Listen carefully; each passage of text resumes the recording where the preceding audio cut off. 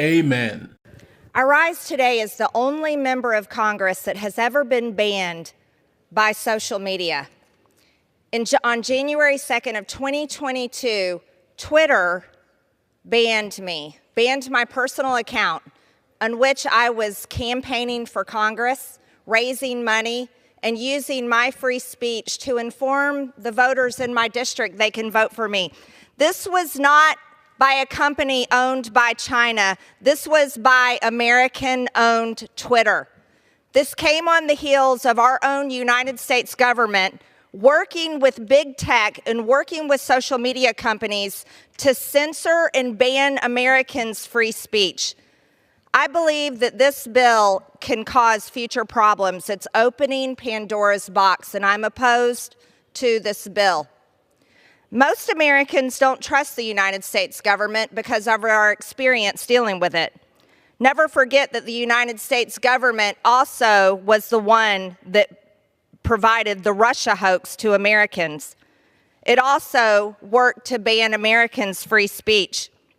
It also has worked in so many ways to illegally, warrantless spy on Americans through FISA. If we wanted to be serious about stopping a foreign adversary, if we wanted to be serious about stopping China, we would stop China from buying our U.S. farmland. We would raise up our American energy independence. We would also stop the Green New Deal and not rely on China, who owns and operates 85% of the battery market worldwide. There are dangers that lie ahead in this. This is really about controlling Americans' data. And if we cared about Americans' data, then we would stop the sale of Americans' data universally, not just with China. There's some further issues. This is a Pandora's box. What's to stop Congress or the United States government in the future from forcing the sale of another social media company claiming that it's protecting Americans' data from foreign adversaries? I think we could see in the future another Russia, and possibly force the sale of X, as many members in this body claim that Elon Musk is altering the algorithms of X. By the way, it was Elon Musk's purchase of X that restored my social media account on Twitter and allowed me to have my free speech back on Twitter.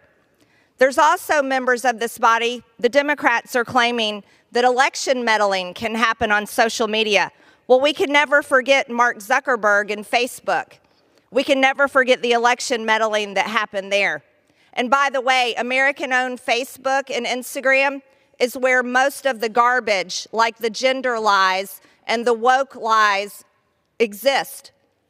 Many Americans and many teenagers believe awful things, and they don't just see them on TikTok, they see them on Facebook and Instagram too. I don't think this will accomplish what the goal is to accomplish. So there's other concerns, I think, here, is that when the government moves into forcing the sale of TikTok, who is going to buy it? That's the question that we should be asking. Who is going to buy it? Who will be the next to control the data of over 170 million Americans? Are we going to trust Mark Zuckerberg to control their data? I certainly don't. By the way, most of the time, my posts on Facebook are shadow banned, and I certainly don't have the reach on that social media account. I think that there's many other ways to protect data, and I think this body is capable of it if we choose to. The gentlelady's time has expired. I oppose the bill. Thank you, Mr. Speaker. God bless this lady. She's not wrong. Hey, you can love or hate Marjorie Taylor Greene all you want. She is one of the very few elected officials in Congress who actually work for the American people, okay?